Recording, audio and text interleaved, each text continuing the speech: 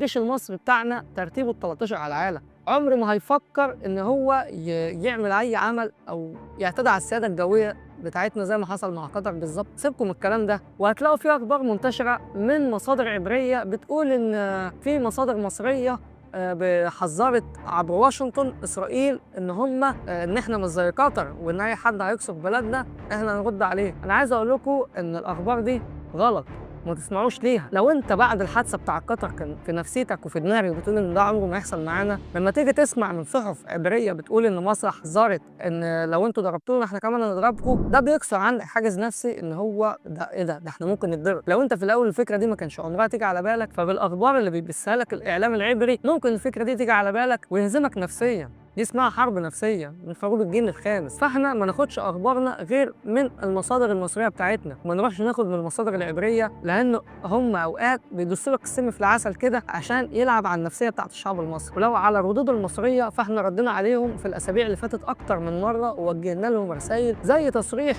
رئيس هيئه الاستعلامات المصريه الاستاذ ضياء رشوان لما طلع وقال لك